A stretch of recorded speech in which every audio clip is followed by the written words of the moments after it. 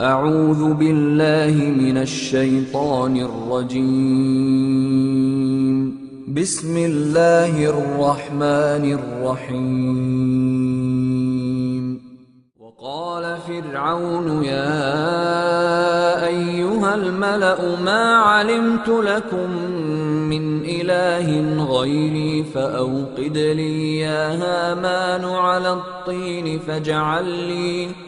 فاجعل لي صرحا لعلي أطلع إلى إله موسى وإني لأظنه من الكاذبين.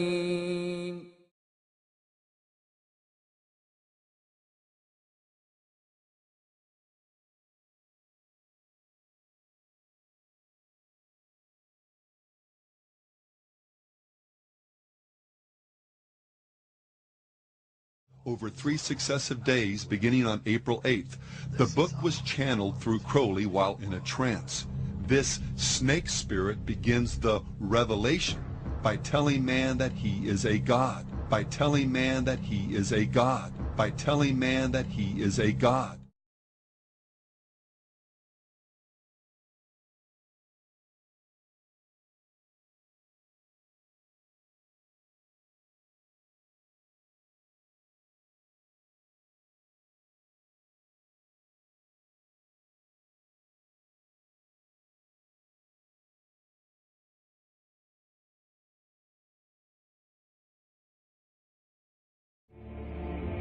You know, this secret gives you everything you want. Happiness, health, and wealth. You can have, do, or be anything you want. We can have whatever it is that we choose. I don't care how big it is. What kind of a house do you want to live in? Do you want to be a millionaire? What kind of a business do you want to have? Do you want more success? What do you really want? I've seen many miracles take place in people's lives. Financial miracles, miracles of physical healing, mental healing, healing in relationships. All of this happened because of knowing how to apply the secret. This is the great secret of life.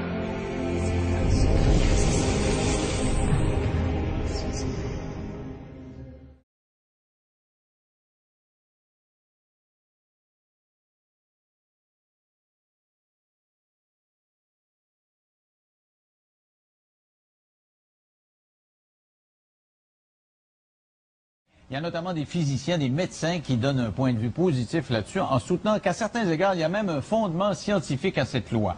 Des auteurs viennent de répondre dans un livre qui s'intitule « Enquête sur le secret » et disent que le secret, ça marche pas, c'est un mensonge et que c'est même dangereux.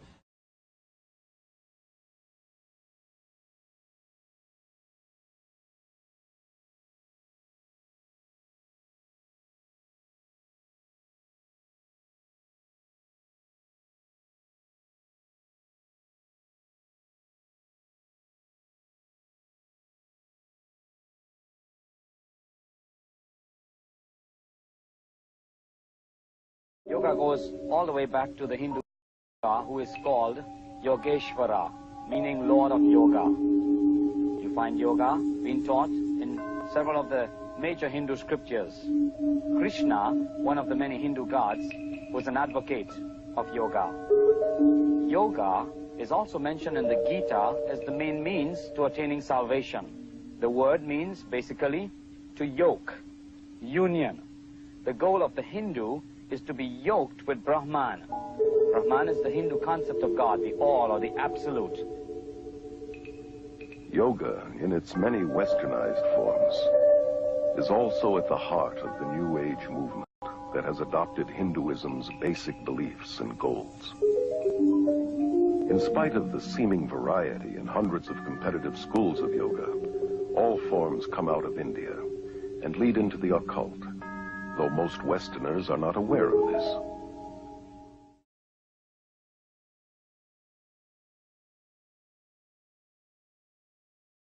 Why are we seeing millions of people embracing yoga and practices that for millennia have been recognized as the foundational parts and practices of shamans and witches and mediums and psychics and spiritualists and the mystery religions.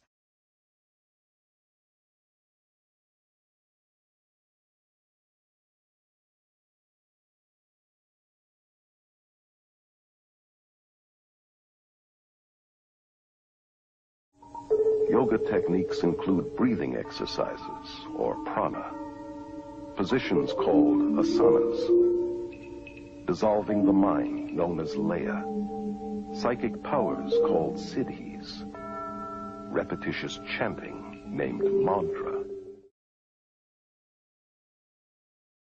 Another word for mantra is charm, or to cast a spell, if you will. And in mantra yoga, a word or a phrase or the name of a demon god is repeated over and over and over again to bring the individual to a vibration level that will attract that which is being chanted for, to bring about the desired effect. It's exactly what the white witches and magicians, so-called, use in the casting of their spells. And deliberately cultivating black magic, known as Tantra.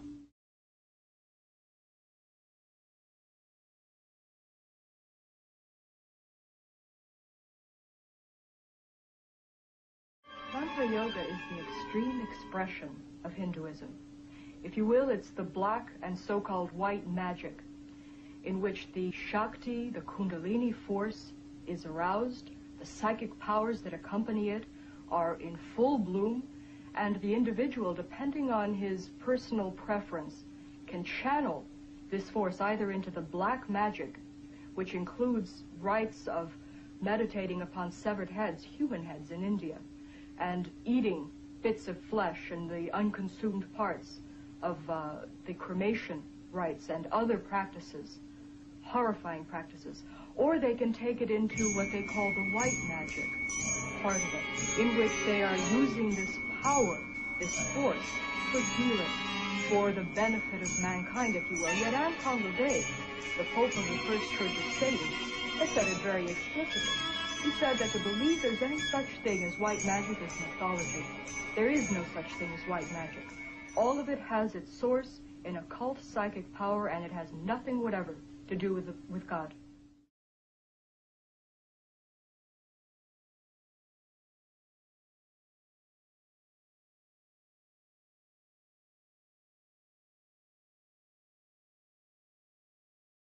This is the significance of the altered state of consciousness reached in yoga and other forms of Eastern meditation.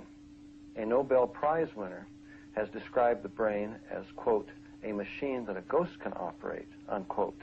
What that means is, in an altered state of consciousness, the connection between my spirit that normally operates my brain and my brain is loosened, and that allows another spirit being to interpose itself.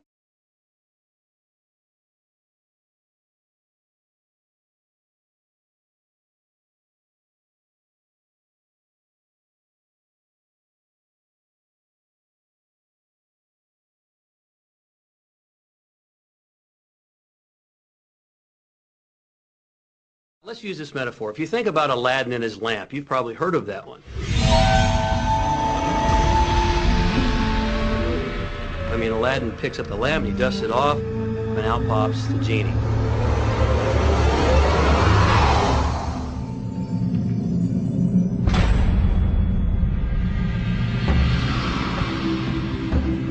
And the genie always says one thing. Your wish is my command. You know, the universe is this great genie, and your conscious mind is Aladdin. It formulates the intention of what you choose for your life.